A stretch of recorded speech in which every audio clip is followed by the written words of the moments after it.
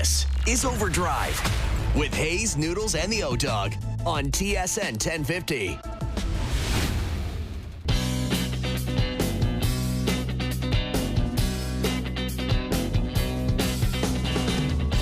I'm begging you to put your loving hand out, baby.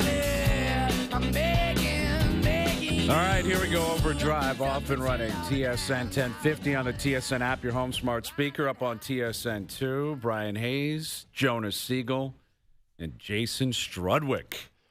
How we doing this afternoon? Good. How are you guys doing today? Doing very well. Very well. I'm in a bit of a haze. Oh, Storm Haze? Yeah, it was off last week. I don't really know what the hell is going on. I've never missed a show. I've never been late for a show, but this would have been the one that would have happened. Because what happened?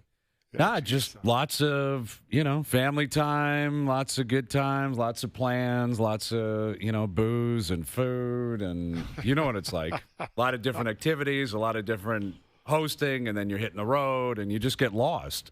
Like this time of year, this week is the most confusing week of the year, I find, in terms of trying to just get your balance. And my kids are at home. And anyway, it's good to be here. Struddy, do you think Hayes is a New Year's resolution guy? Oh, yeah. I shouldn't laugh that hard. I'm going to say no. Yeah, you know what? I don't think he is. I think if Hayes decides he's going to do something, he just does it.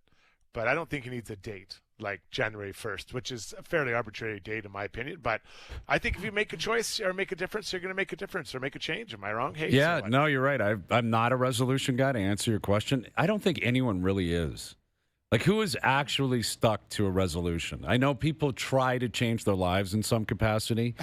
I agree with Struddy. It's completely arbitrary. And I understand why, it represents a new year and like that type of mentality.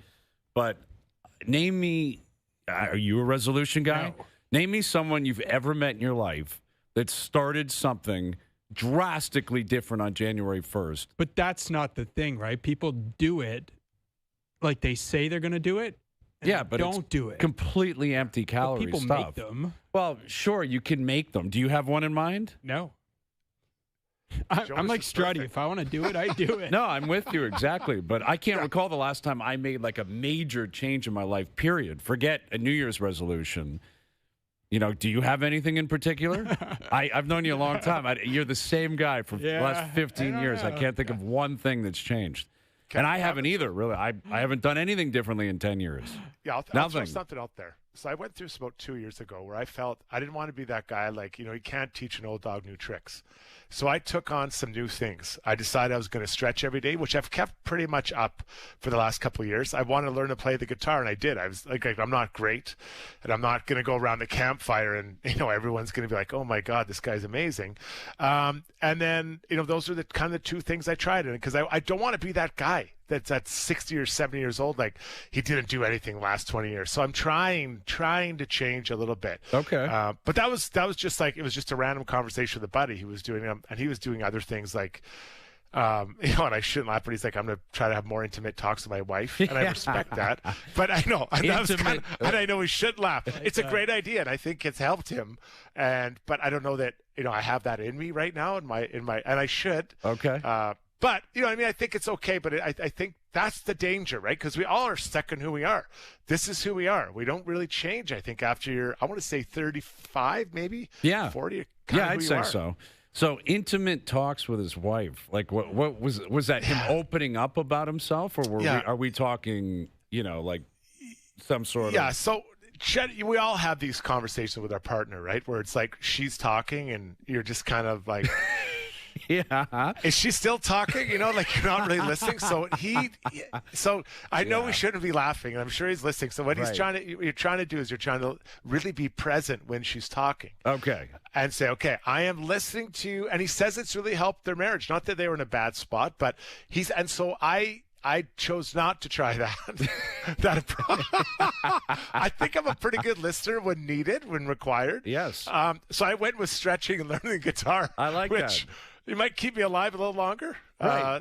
I don't know. I love that. No, you're in it for you, Strud. Like, that's what it should be, man. You got to consider that. And I like that. I like that it's I like that it's defined as intimate talk when it's really just, I'm going to listen a little bit more than I usually do.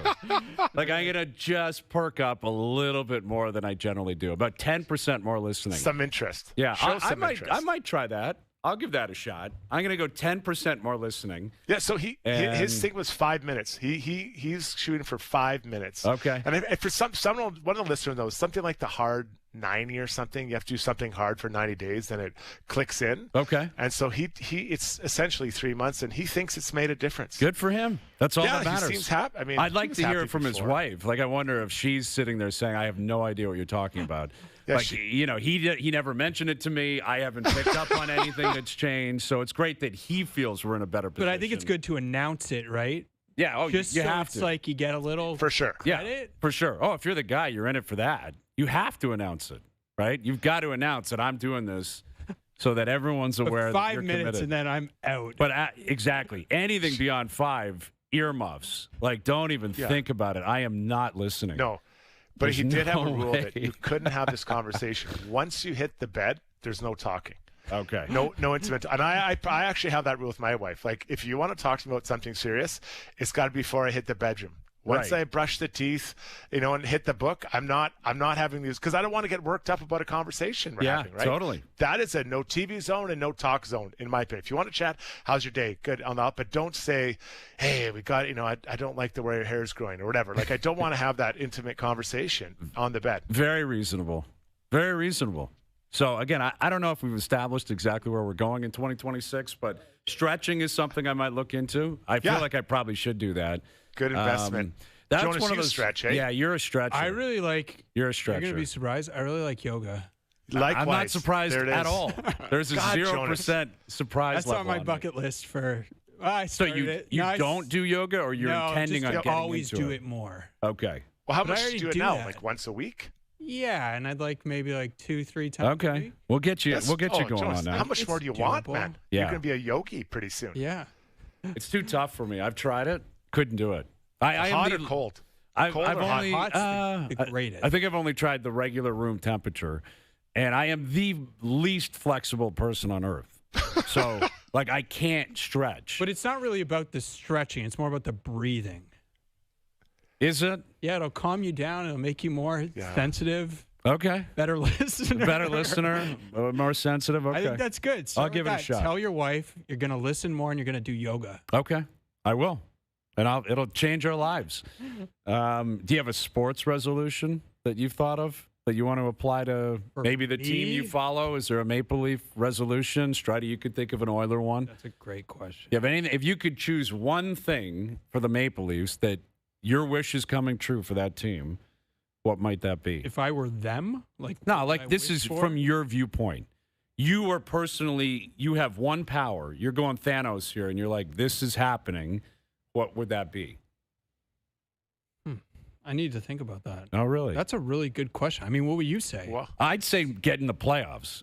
Like like that's more of a wish than anything else. But I would say find a way to get into the playoffs, which now all of a sudden they're only 2 points back. If they don't make the playoffs, that's catastrophic. Yes. And now, is there any context to that? If they battle back and No. miss it by a point? No.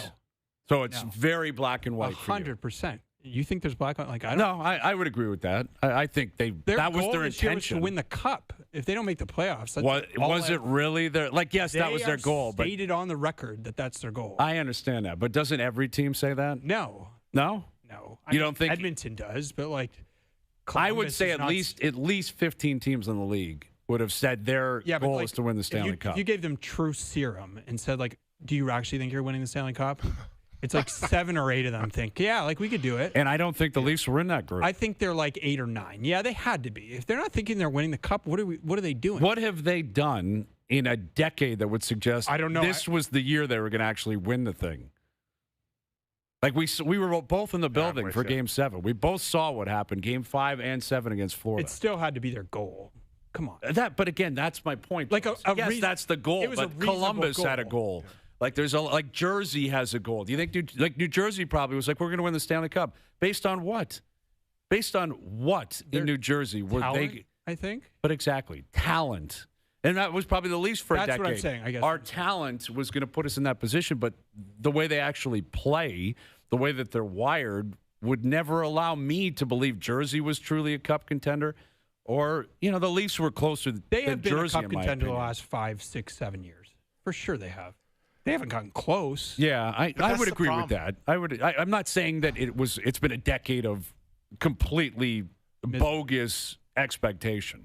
There were reasonable expectations and reasonable opportunities for them to prove they could win a cup based on what they had and based on maybe the way they had played throughout the regular season. But I don't know. I'm not sure that What they percentage really believe. would you give them today to win the Stanley Cup? 1%? Strud, how would you answer that? Yeah. Well, I'll agree with you, Hayes. Just Jonas. I think that you have to have a bit of a very few teams go from nothing to Stanley Cup winners. So I think there needs to be a bit of a build up there.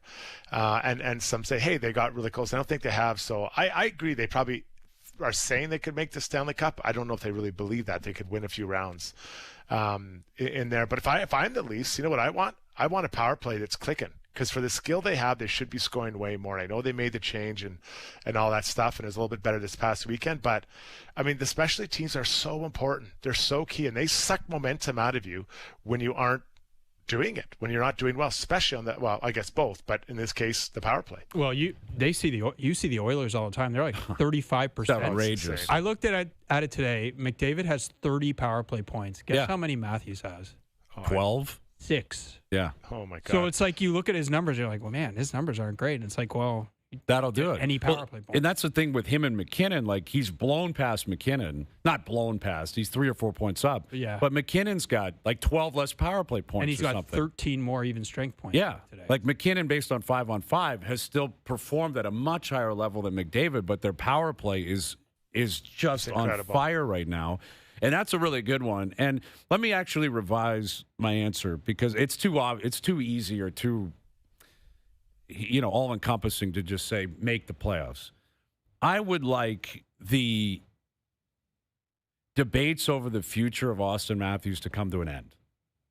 That's what I would What wish is the for at debate? 26. Yeah, what is the debate? Well, I'm sure you're unaware of Leaf fans that want him traded. You're unaware of Leaf fans who are speculating that he's finished here, he's done, he doesn't want to be here anymore. But that's Do you not live in the city? I guess I just don't see it. But like, what is that based on?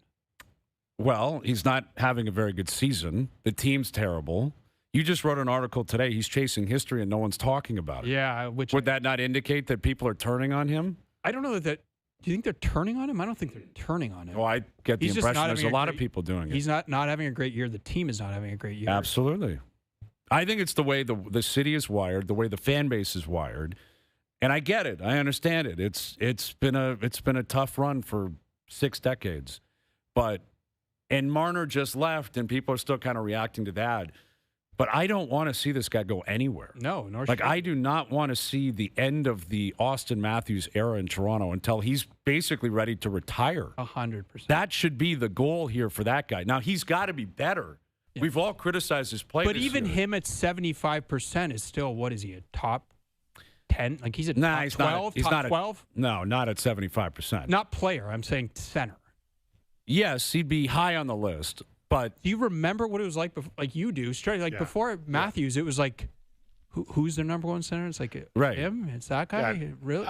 A big center that can score, whose talent is really, it's a dangerous game when you start exporting elite players from your lineup Yes. into other lineups. Like it's a really scary thing to happen. You think about, the last one, is it Joe Thornton? The last major one that kind of left in his prime? yeah, I mean, how- Quinn Hughes playing a different position, but yeah. Yeah, quit. Yeah, and that's for sure. And that's elite D man. Like Marner leaves, he's a top player. Then if you talk about Matthews leaving or getting traded, my God, that's a lot of talent. That's how many points is that? 200 points going out of your lineup. Yeah. You've got a lot of cap space, but cap space doesn't score points like those two guys. We know they do, right? So that's a scary proposition if I'm on the Leafs. Exactly. And I guess the way to answer this is not worrying about how people feel. Get him back to where he's supposed to be. And he's looked like it the last 2 games. Looking better. Now, we've done this a lot in the last year and a half. Yes. Wow, that's really good 2 games from him, and then he goes cold for 10. So true. So it's on him to do it. At 28 years old, I refuse to believe he's just fallen off a cliff and he's done. Last year was injury-riddled. It wasn't a good year. This year has not been a good year, and the team is struggling. And I think he's having a difficult time trying to figure out exactly what's going on with himself, with the team. We've discussed this a lot. Uncharted territory. It's almost the new year. They're in last place in the division. That's never happened in his career here, ever. So they're trying to figure it out. He's trying to figure it out. But he's 5 goals away from setting a new goal-scoring record. He's, a couple hundred points away from setting the point record, 240 or something like that. I want to see this guy hit 1,000 points, 1,000 games as a Leaf. I'd love the idea of him retiring as a Leaf. Now, he's got to pull his weight for that to be a reality. Because if the team struggles, if the window is closed, quote unquote, if management can't figure this out, if the coaching staff can't figure it out, and if he doesn't start improving his play, then it's inevitable the market is going to turn. Fans are entitled to victories, to winning, to ambition, to the idea that their team's going in the right direction. That's natural. Every fan base in the world is going to say that. We just went through it in Vancouver. There's a lot of Canuck fans that are like, yes, move off Quinn Hughes. This team stinks. They need to bottom out. It's tough. Sundin went through it. There's been other guys that have gone through it here. I just think it's premature to do it with Matthews now. A year or two down the road, it could be a very different story. But we're not even 40 games into this season. I'm already seeing it. I know you are too. You're playing aloof here, but you're seeing it and hearing it from Leaf fans that are like, trade this guy. He's not this. They stink. They need to reload. They need to reset. Fire everybody. I mean, that's a separate thing. I don't think that they can really do that. I think they're in. I'm talking about the view of the fan base, though. Oh, I get it. I understand for which fans. is very important, Jonas. It ultimately dictates. They're the customers for sure. Where a lot of this is going to go. If people turn on you, it's very difficult to get it back on the rails. But do you see, I actually challenge that a little bit. I think that the role of a manager is to safeguard the organization against emotional swings. And what I think you're talking about, although I'm not in that market, I can read social media, there's emotional swings right now away from the once beloved Austin Matthews, right? And I think he's still a really good player, but you've got to be careful if you're the manager. You can't have those emotional decisions happen. You have to say, this is our guy. We're going to build around it. We're continuing to do it because it's those guys, you just said it. Are there 10 other centers better than him? No. Maybe I don't know, Joe. Let's say within. But yeah, whatever he's the in number. What are 10 to 12, even at his 75% of what he used to be. So now you're trained, and are you getting something back? I guess Quinn Hughes. They got that Ziv Bullion, good young defenseman. But I know what Quinn Hughes is right now. Yes. Ziv might become that. He might become that guy, and I hope for the Canucks fans he does. But I know what Quinn is right now. He's arguably the top 2-3 defenseman in the world. Right now. And Austin Matthews, when he's at his best, he's in the top 5, maybe players in the world, for sure, top 5 centers. Well, and you have to be so careful, Hayes. You can think you get rid of this guy. You can just be bad forever. You can just be Buffalo, right? It's not that hard to do. You make a lot of bad decisions and you're just irrelevant forever. Look how it was after Sundin. Was it? Yeah, it was awful for really 7, awful 8, 9 years. The franchise took a beating. Yep. It was ugly. And I just think they have to do whatever they can to maximize this. Part of that is him. Part of that is their power play. That can help. Part of that is who he plays with. He went from Marner to well, he's got McMahon and Domi on right? his Those now guys the line played pretty well. Fine, but it's crazy that it's those crazy. are your two wingers. You went from 2 guys who were basically third liners last year and okay, not great, to now they're on your first line. Marner and Nyes it's a drop off. Systemically, the way that they play, I think, has impacted him. There's just all these different factors, and physically, he hasn't looked like he used to. Mm-hmm. He's looked better of late, but you said it, we've said that so many times. We're man, he looks great, and then it's it just doesn't last. What percentage do you think if you had to say he's going to get back to top 10 player in the world? I'd still be high on this. Me too. I just again I get it looks. It feels shocking. It looks shocking the last year and a half to watch him go from chasing 70, where every single night it was insane the way this guy was playing. Yes. It was absurd what this guy was doing every single night. To this is just wild. And I refused. It'd be one thing if it was, I'll give you the George Springer analogy. Yeah. If George falls off next year, no one will be surprised. Spring will be 37, I believe, and you'll say it's age. He had a magical year. He turned back the clock. Everything worked for him, and now he's coming back to reality. If Matthews was 38, I'd say, guys, you got to be realistic. It's over. He's 28. Yeah. You know, I do not believe that this is just who he's going to be for the next decade of his career, where he falls way down the list of impact. I think there's something going on with the guy. I don't know what it is. No one seems to have that answer. Hopefully he does. Hopefully they can rectify it. And hopefully this is just a 1.5, 2-year blip on the radar where he gets back to superstardom. But if you look at it, his line mates do matter. Think about Connor McDavid. Start the year, he was okay. I think, Jonas, you just went through where he's at with points. He didn't have Hyman to start the year, and Hyman came back. Nuge got hurt. Nugent Hopkins was playing, got hurt, and came back. I don't know. You might know it off the top of your head, Jonas, but I want to say McDavid has like 32 points in December or something. Insane. Crazy what he's doing. Insane. And yeah, there's some power play points in it for sure, but they still count the same. Yep. So he got his two guys back. His guys being Nugent Hopkins and Hyman, and those two guys are flying, and so is Connor, right? So now you put it with Austin, and you surround him with guys that are the same, maybe speed of play and skill level. It does make a difference. It does. So those line mates, I think, do make a difference. Well, I know they do. Yeah, for sure. And listen, McDavid, man, is he on a heater right now? He is on a heater, and he is playing like the last month. You said it, Strud. Every night he is embarrassing people. Yeah. It's at a level that is, it shouldn't be surprising because he's been so great for a decade now, but to watch him every night put on a clinic where it is unstoppable. Like it really looks like he's playing at a level, at almost a sport against guys that just are not capable of being on his level. He's had so many plays where I'm just like literally out loud, oh my God. Yeah. How did he do that? End-to-enders, flying through the neutral zone. Deacon making plays at high speed. Yeah. It is amazing what he's doing right now. But what's incredible about him, and I'm seeing him doing it now the last month, is how fast he's going, but it looks like it's happening slow.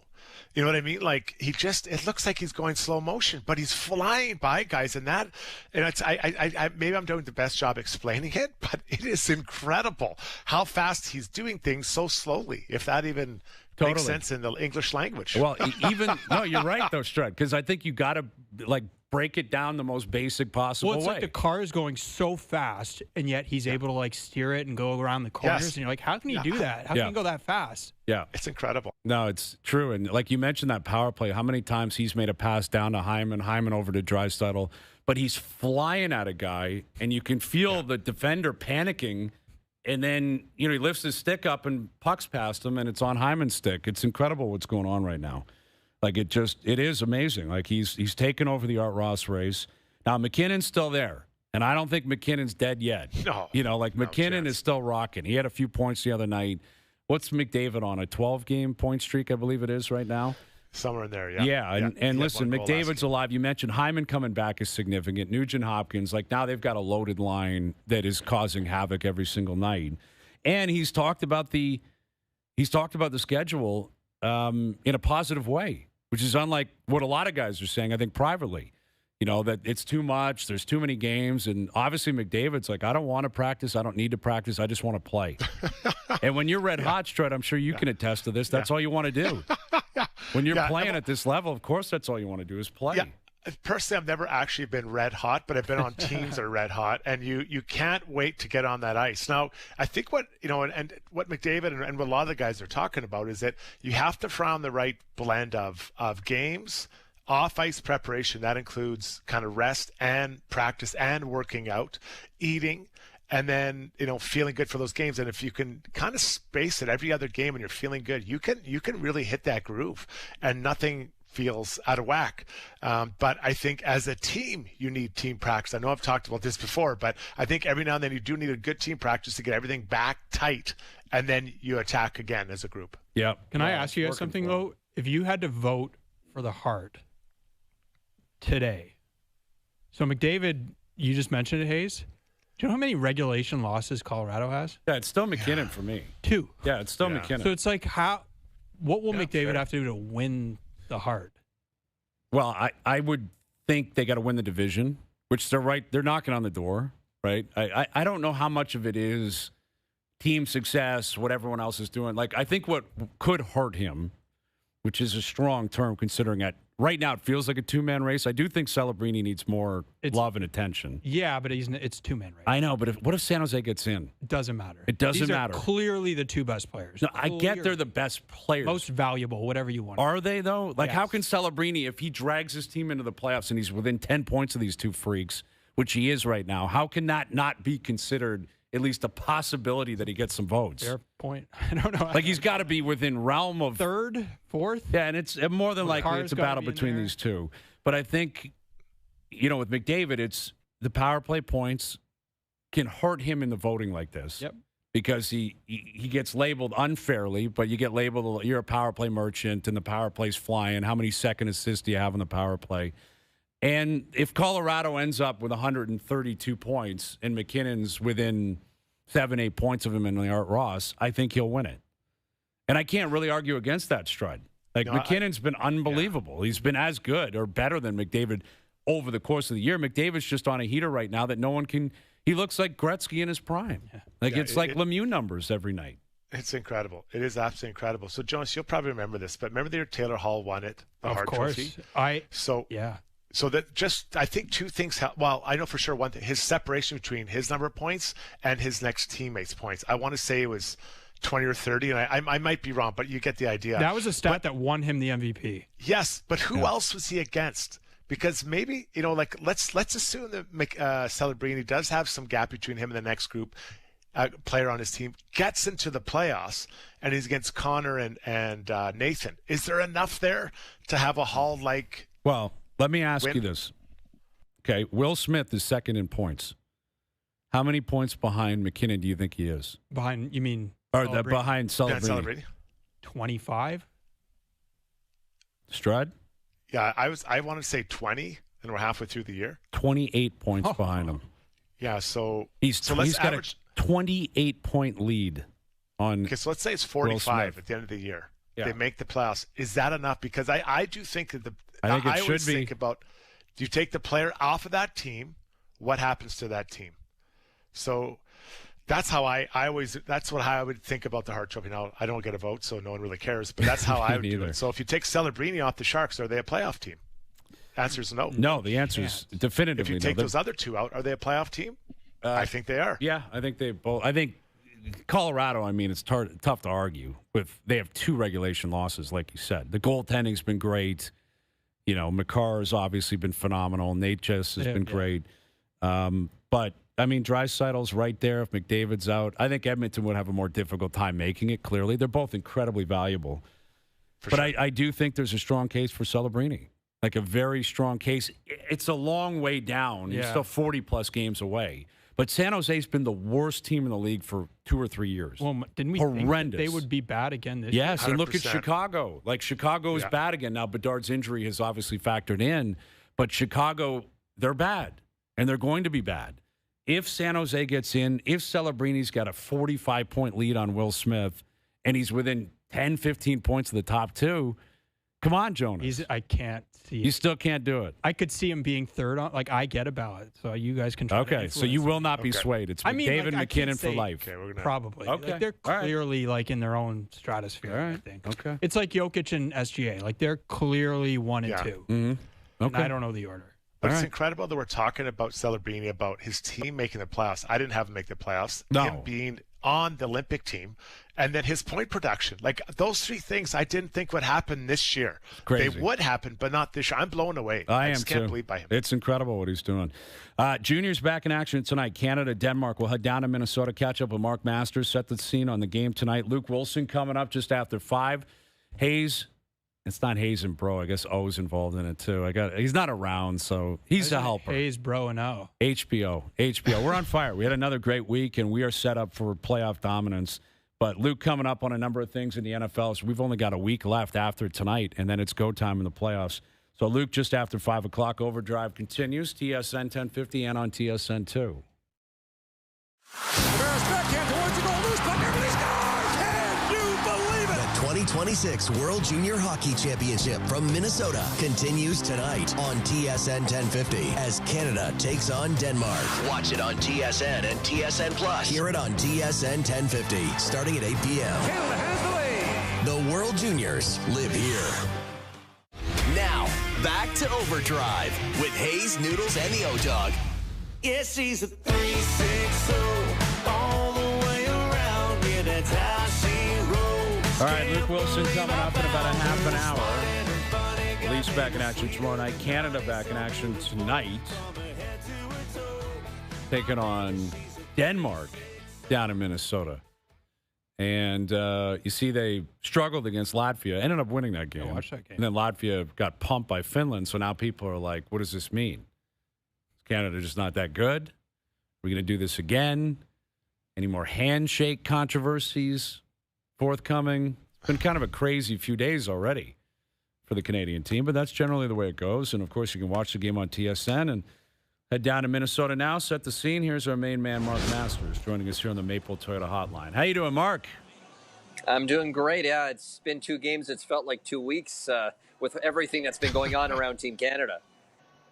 Yeah, no kidding. I mean, how do you evaluate the team, or how are they evaluating things, considering what I just said, Mark? The fact that they go to overtime against Latvia, and then Latvia gets pumped by Finland the next day.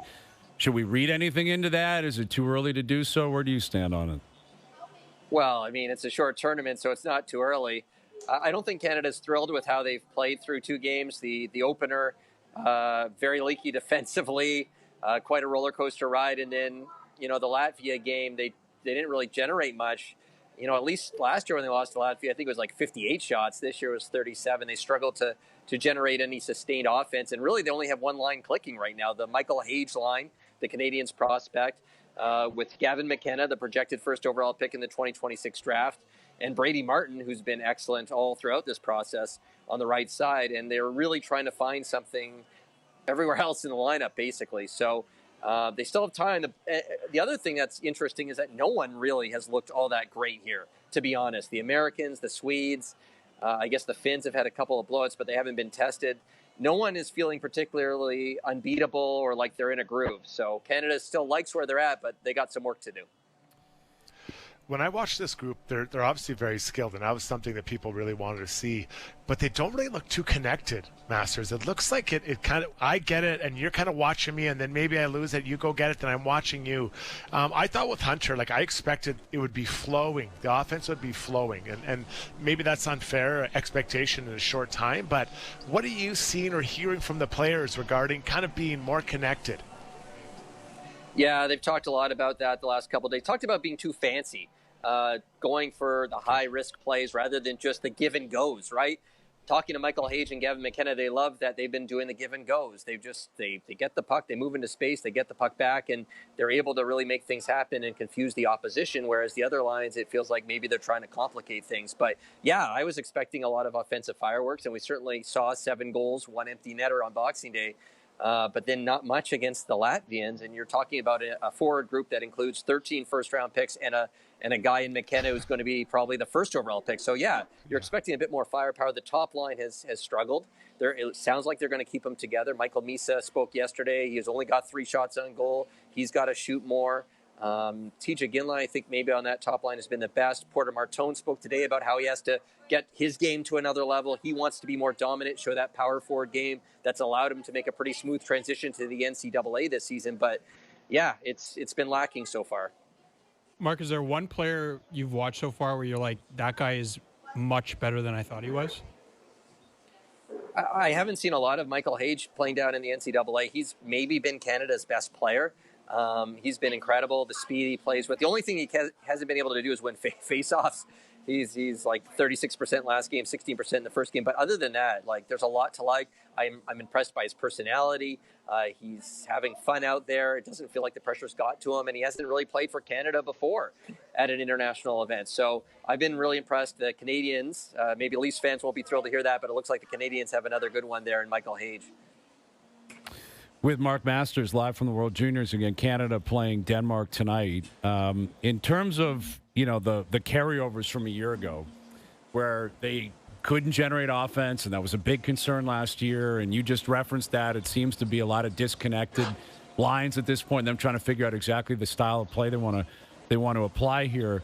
Do you get the impression, that nerves would start to kick in, that the deja vu is starting to arrive here? And if so, how can they thwart that? And how big of a role does Dale Hunter have to play in avoiding that? Because when we had him on a week or two ago, he did not want to talk about the past. Like, he had no interest, and I understand why. But it feels like the past early in this tournament is starting to show up a little bit. So how do they shut that down? Yeah, a couple of players mentioned flashbacks with that Latvia game. It felt eerily similar with Latvia tying it late and then going overtime. The difference, of course, this year is that Canada finds a way to get the win. They get the power play in overtime, and the power play, which was such an issue last year, comes through and has been converting. So maybe that's a bit of a difference this year, but everything felt very similar. Even, coming off an emotional Boxing Day win, just like last year, where the tournament started good, and then all of a sudden the Latvians give you some humble pie. So yes, it will be a lot on Dale Hunter. And if you think back to his 2020 World Juniors, there are some similarities there where they lost 6-0 to Russia in the preliminary round, which was the most lopsided loss in the history of Canada at the World Juniors. Lost Alexis Lafreniere to an injury in that game, and there was a lot of adversity. Barrett Hayton, the captain of that team, didn't take off his helmet during the Russian anthem. It was very chaotic to feel, and then he was able to settle things down. Tonight's an important night. Denmark is a team that they should be able to hang a crooked number on. If we don't see that tonight, I think you'll see some stress and some nervousness build for that game against Finland because they dropped the point to Latvia. We'll see what happens in this Finland-Czechia game, but it's still on the table that Canada could finish third in the group. With Mark Masters and Keaton Vierhoff is going to make his debut tonight. Is that right? And what do we expect out of him? And does he have a chance to do enough this evening to stay in the lineup? Or is this one of those gratuitous, you're going to play so you're a part of it, but then you're back out of the lineup once you get to the next game? Yes, I had forgotten that Hunter doesn't give lineup changes I think back on 2020. But this year you're like, what's the lineup? He's like, we'll see. And then Verhoff comes out and he's like, I'm so excited to play tonight. So it's a big night. It's a big night for Keaton Verhoff, right? Like, I got to tell you, the upside of this kid is amazing. Right shot, big offense. But every time you hear someone from Hockey Canada talk about him, it's the balance of the defense and can he be trusted in the puck management. And even today, Dale Hunter was asked, what do you want to see from Keaton Verhoff if he's in? And he said, sound defensive play. So that's what he's got to show. He's got to bring the spark from the back end because this is maybe his only opportunity. It's a chance to experiment a little bit. You're facing Denmark, and can he show that he can bring the spark from the back end while also being reliable defensively? He's got some work to do to kind of prove that. He's young, 17-year-old. He's only 4 days older than Carson Karls, who's like the 5th youngest player on defense to play for Canada at the World Juniors. So he's really young. It's not easy to make this jump as a young defenseman, and he'll be in the spotlight here tonight. Gavin McKenna obviously has a big spotlight on him. He's delivering. He's getting quite a few points. But every year, there's Bedard, everyone's watching him, or going back to Connor McDavid or Eberle, all these guys. So what have you seen from him? Probably going to be the highest pick in the draft this year. I think he's off to a good start. I mean, there was a lot of pressure on him. He acknowledged on the first day of camp that there's been a lot of chatter, he called it, about his start in the NCAA. He knows people are doubting him. They don't think he's made a good transition, or as good, I should say, a transition to the NCAA in terms of his production. He's got 4 assists so far. Probably would like to see the puck go in maybe once or twice here just to get that going a little bit and round things out. But 4 assists, as I mentioned, playing well with Michael Hage, doesn't seem to be having any stage fright with the kind of the stage here, seems to be kind of embracing everything that comes with it. So I think it's been a good start for Gavin McKenna, and that's important for Canada because he's got that game-breaking ability, and it feels like they're going to need him once they get to the business end of this tournament. Absolutely. All right, Mark, great stuff, buddy. Enjoy it down there. We'll do it again soon. Thank you for this. One last note for you guys. Justin Morneau at the morning skate today. Minnesota Twins legend firing up Team Canada. So we'll see if they get the Morneau bump here tonight. I love it. What a beauty. That's great. Get the MVP in there, man. You can't beat that. Memorial Cup champ, too, Hazy. He was the 3rd goalie on the Portland Winterhawks back in 1998, which I did not know. So he does have no connection there. No idea about that. That's amazing. So, yeah. That's awesome. Okay, there you go. Get Morneau in the house. Canadian royalty. I love it. Can't wait. Thanks, Mark. Appreciate it. Thanks, guys. Mark Masters joining us here on the Maple Toyota Hotline. Get in and go where adventure takes you in a new 2025 Tacoma from Maple Toyota near Canada's Wonderland in the Maple Auto Mall. Visit mapletoyota.com. Yeah, there's a bunch of guys. Like him and Joe Mauer are really close. Obviously, they were teammates for a long time. Yeah. I think it's Morneau, but it might be Mauer. One of them builds like basically a professional hockey rink in their backyard. And there's a bunch of guys, former baseball players, hockey players, football players that live in the area. And I guess they get together all the time and play. And Morneau, like I met him. I played like 9 holes of golf with him a few years ago. Awesome guy. And obviously a big hockey guy. Joe Mauer. I think Mauer was like a really good hockey player too. Well, I believe he's from Minnesota. He is, yeah. Mr. Minnesota. So it's a pretty good setup. To connect to the MVP thing, to give you guys some love, Crosby won his first MVP when he was 19. Celebrini. I think it was his second year in the league. Yeah, it must have been. Yeah. Probably similar situation. Team had been terrible forever. Can't believe they made the playoffs. Look at Sid. Now, Sid had more hype than Celebrini. Yes.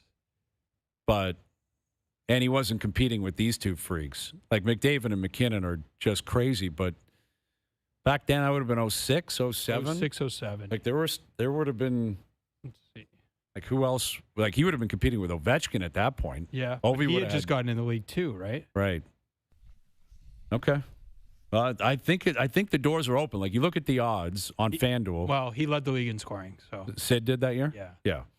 Like 120 points or something? Thornton was second. Okay. McKinnon is a favorite, like minus 180 on FanDuel. McDavid's a slight underdog, plus 165. And then Macklin Celebrini's third at like plus 2,700. So it's basically those two guys and then a serious amount of distance between. You can get plus money on McDavid. Pretty good. Seems like a reasonable play. Yeah. I think the Celebrini play, though, makes sense, too, because you're an injury away, in this case, 2 injuries away. Knock on wood, you hope it doesn't happen. But if either of these guys miss 3 or 4 weeks for whatever reason, and he blows past them, gets the team into the playoffs, like there is an avenue for Celebrini to win the Hart. There's an avenue, Jonas, I'm telling you.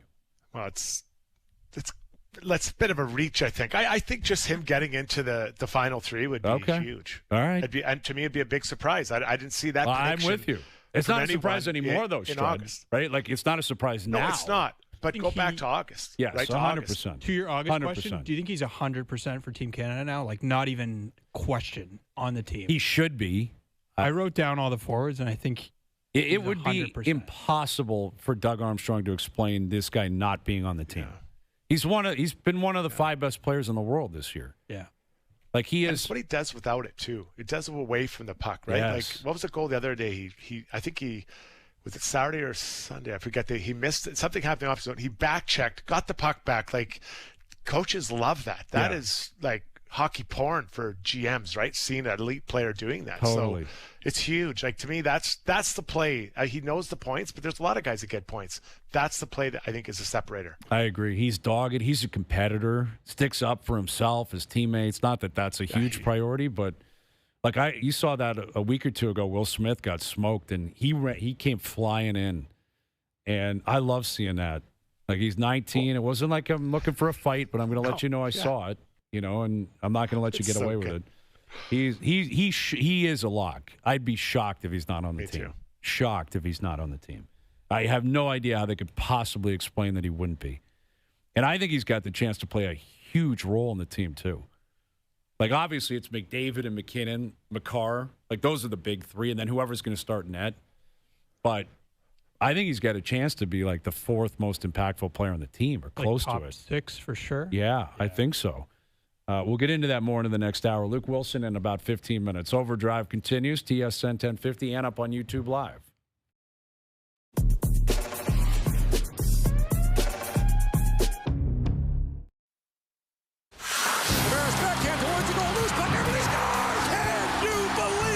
The 2026 World Junior Hockey Championship from Minnesota continues tonight on TSN 1050 as Canada takes on Denmark. Watch it on TSN and TSN Plus. Hear it on TSN 1050 starting at 8 p.m. Canada has the lead. The World Juniors live here. Now, back to OverDrive with Hayes, Noodles, and the O-Dog.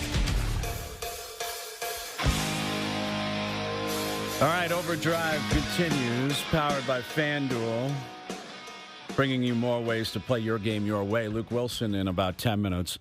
Monday night or tonight, Raptors back in action after a thriller last night. And, man, it's fun when Steph rolls through town. And Scotty Barnes, like, his stat line was 25 rebounds. Third.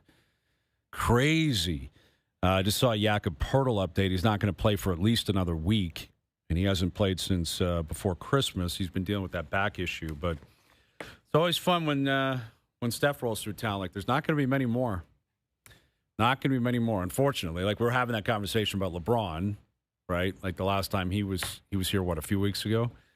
And who knows if he'll be back. Maybe he keeps playing. Maybe he doesn't. Maybe there's some load management. Same thing with Steph Curry. He's on that list of, like, I want to see that guy play. Yeah. Like, how many guys do you think there are in each sport where you're like, I need to see him or her? Like, it's not that many.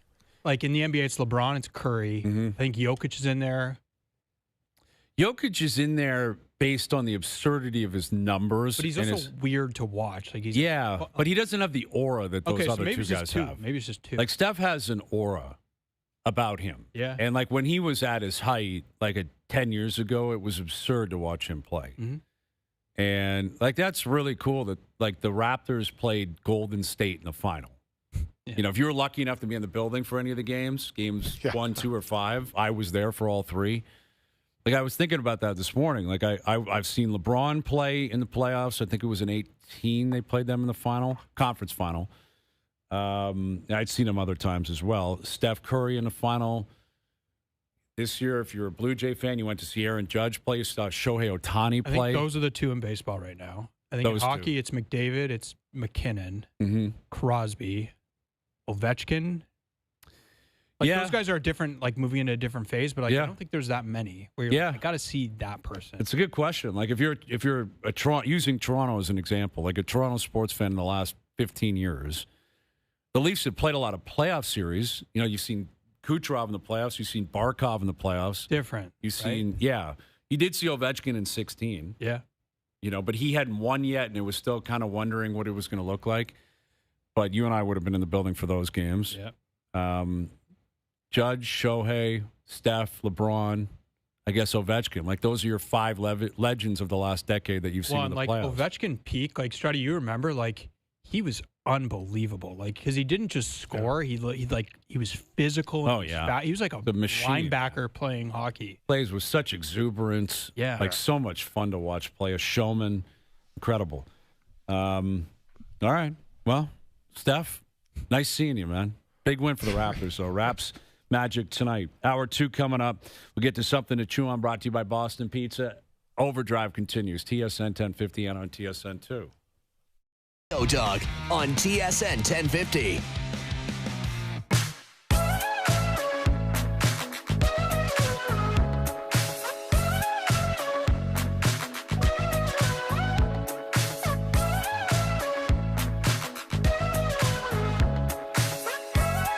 Hour 2 OverDrive continues, powered by FanDuel, bringing you everything from the opening line to the final score. Brian Hayes, Jonas Siegel, Jason Strudwick.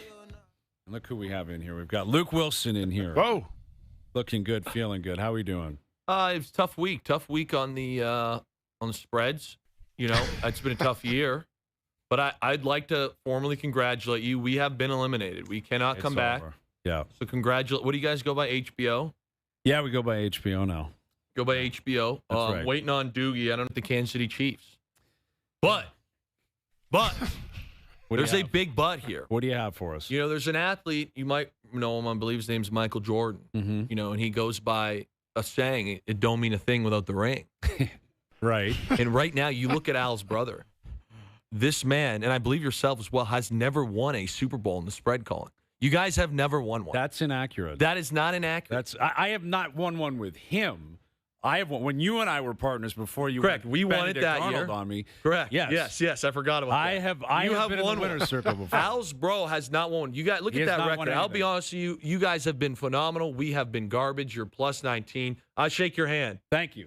Congratulations on winning the season. That means a lot. That being said, it don't mean a thing without the ring. I Al's agree bro with you. needs one. He's Lamar. He needs one. He's Lamar right now. He is. He's Lamar. He's Josh Allen. He's Lamar. That's and what he is. I'll He's further McDavid. this. I'll further this and say that you guys kind of remind me. Great regular season. I look at the 07 Patriots. Does anyone talk about them? No. Are they considered one of the greatest teams? No, because they didn't win it. Can't be. The 2016 Golden State Warriors. Yeah. Yeah, LeBron got him. LeBron got them. I'm telling you right now, you guys won the regular season. I've conceded. I don't care if you win by, I don't know how many games. Well, we're are left. racing for 20 plus. Yeah, you're racing, and I'm We're locking chasing in on the playoffs. Okay. This does not mean a thing without the ring. All right. Al's bro goes another year without a ring. He does need one, desperately. He needs one bad. It's like McDavid, Judge, Lamar, Al's brother. I agree. He needs one big bad. Like Al's brother's in the same company as Aaron Judge. And this is the year to do it. I mean, we're 21-30-1 on our side. I have been, I've caught some bad bounces, but I have been an abomination. We have seen the board very well. To be clear, like our numbers, if you've been riding HBO all year, you're plus. You're on money. fire. Yeah, you're making now, good money. Is there a way where we can establish, and maybe it's later in the week, but we can establish, because there's been some, controversy on how we're going to do the playoffs. Yeah, I was thinking. I got some ideas. We'll let it percolate. Okay. We'll figure something out. We'll establish. But it, again, 'cause we have a big congratulations. Thank you very much. Great season. Great season. Thank you. I love the concession. It's almost true. It's true. Well, You Jonas, guys had a great season. You started yelling at Luke about something the second he came in here. Do you want to? Yeah. Yeah, so I was watching Bills Eagles, and I watched the post game with you guys, and Luke was like hammering the Bills for going for it for 2, and I was like, what? Yeah, we're usually on the same page. I know, because we're usually thick we're as thieves. smart guys. Like, Makes a lot of sense. Yeah. it's like, what is he talking about? Of course they had to go for it. That was to win the game. So I don't know that I agree. Yeah. Can I try and Because, sell this a bit? Yeah, because I'm thinking they score there, it's over. Yeah. If they take it to overtime, now they got to score again. They got to stop it's just more complicated. Yeah. Tell me why I'm wrong. So I get that train of thought, and I also say that the fact that you missed a kick earlier, Kills you. It kills you. And I also say, like, oh, was that in the decision? We don't want to, put the game in our kicker's hands. To me, if you miss one extra point, that's shocking. If you miss 2, that's an absolute utter embarrassment. You need to. This is the NFL. You guys don't like kickers. Mm-hmm. You should be making extra points. Yes. You can't be like, our guy can't make an extra point. That's ridiculous. So I look at the game. This is where I think analytics fall short. I'm sure there was some analytics to say there was X percentage that they get this 2-pointer and win. When I'm like, well, let's look at the feel of the game. Philadelphia starts the second half offensively. They get a 5-play, 13-yard drive. The next 4 drives are 3-and-out, 3-and-out, 3-and-out, 3-and-out. Jalen Hurts threw for a total of 0 passing yards in the entire second half. 0. Now you look at Josh Allen. Now, they were tough plays. I'll be honest, they made some miraculous plays, but whole momentum. The run game was starting to come to life a little bit. 4 drives out. They go right down to the goal line. 4th and goal. They get stopped. There's Josh Allen scramble. I think it was like 2 inches from scoring. Next drive, they had the punt, I believe. The next 2 drives, they go right down the field, score a touchdown. They were on the field a ton. They had dominated Philadelphia. I look at overtime and I say to myself, Jalen Hurts is having a hard time completing a pass. It's pouring there, right? It's pouring rain. He can't throw. They can't run. And you've gone back-to-back drives with a touchdown. I sit there and I say, if you really want to dig into the next level of analytics, you can't tell me that the percent chance of you winning in overtime was not a better percent chance than one single 2-point play. Doesn't more have to go right when you go to overtime than just to score on a 2-point conversion? Yes, but I would almost say it's an argument in my favor because it's like more has to go right, but the chances of more going right are very high as they've gone for most of the game. Especially since the rule changes. Like, I think you're living in an era where if you lose the coin flip, you're screwed, so go for 2. Right. We're not living in that world anymore. Right. Everyone Every gets an team gets a opportunity. Yes, if it was coming down to the coin flip still, I'm on the other side of this thing. We don't want to rely on a coin. But that still means I have to score and I have to stop them. Which, again, based on the way the second half played out. And I would even argue the first half, that was not an offensive performance It was by a tough Philly. game to play in. Another counter to the counter. Yes. Allen just has to make that throw. For sure. Yeah, it wasn't a good throw. For sure. And he owned it. But again, in part of my point here on Jay's show, I'm not sure which one you were watching, but I'm like, So he misses a throw. This is overtime. It's 2nd and 10. We're still live, and that's why I'm like, you have this do or die situation, and it was a great route. It was a bad throw. It's raining, where I'm like, to me, I always equate this to like being at the casino when it comes to like playing odds. When you're the casino, you want people to play longer, because the more time you were at the casino, you're gonna lose. And it's like when you play a Josh Allen team and your defense actually shows up, which they did, the longer time you're going against Josh Allen, at some point you're going to lose. So did this game, what kind of an effect did this have on you projecting what the Bills are going to do in the playoffs? It had a pretty large effect, and I think it's very clear cut. I'm not sure, you guys know me, I will generally take a very firm stance, but with Buffalo, it's a bit more gray for me, because we talk about margin of error and the ability to come out and consistently win football games. I think they have the best football player on planet Earth in Josh Allen. He can win any game, any day of the week. He can make plays off schedule. He can make plays on schedule. I think the world of the guy. But that being said, I think their margin of error is very small, and it'll be tough to win if they can't run the football. And you saw that yesterday. They struggled to run the football. I believe James Cook got a little banged up. He obviously played. He was fine. He only averaged 3.7 yards per carry. So now all of a sudden it's like, hey, our go-to running back, who was leading the league in rush yards coming into yesterday, is not having a explosive game. We need to throw the football. It was tough. I mean, even the plays they did make were Josh Allen making these miraculous throws. Cooks had a catch. Shavers had a catch. They were pretty wild. Well, Shakir, I would say. Shakir, and this is where you guys know me. I like to kind of point the finger at coaches a lot, where I'm like, there almost needs to be a secondary style of offense out of Joe Brady, where it's like, okay, the run game's gone. What are our core pass plays that we don't necessarily need a star wide receiver to just get this thing done? Whether that's bubble screens, whether that's just quick outs. Hey, we need something like this so we're not stymied. And again, they relied on what they always rely on in those situations, miraculous plays. Well, I do think it sets up for Allen to be in a position where he's going to be asked to do something that is completely unfair. That's borderline unrealistic. It's like Mahomes last year, right? Where it's like you look at the talent around him. It's like, but their defense was phenomenal. Yes. Right. And they were at home. Right. Yeah. So the difference here is he's going to go on the road. Their defense has been very Jekyll and Hyde. Like, you could make an argument he's going to be asked to do something over a 4-game stretch that no player has ever been asked to do. Yet I don't think it's impossible that he does it. You I just still think summed they can up win a my Super thoughts Bowl. exactly. They can get bounced in the first round. They can win the Super Bowl. Yes. But if they do win the Super Bowl, Josh Allen has got to not once, not twice, not 3 times, but 4 straight games play out of his mind. Out of his mind. And he's probably going to see some very good defenses. Not in the first round, obviously, but I expect Houston to be kind of a sleeper. They run into Houston at some point. Now. That is a nasty matchup for them. Denver is a very tough matchup for them. I would also say, like, I know you beat New England recently. You split with them on the year. Let's take things in perspective. You were down 21-0 and then 24-7. I think if you're a New England fan or in the New England, front office, let's call it even coaching staff, and you watch that game, you feel pretty good about playing Buffalo again. Mm-hmm. There's a couple plays here and there. So, again, I think they can do it. I don't love their chances, but if he does do it, I think it'll be one of the greatest runs ever by a quarterback, by any player. For it. I'm waiting for it. But, yeah, I mean, Strud, you got anything for us?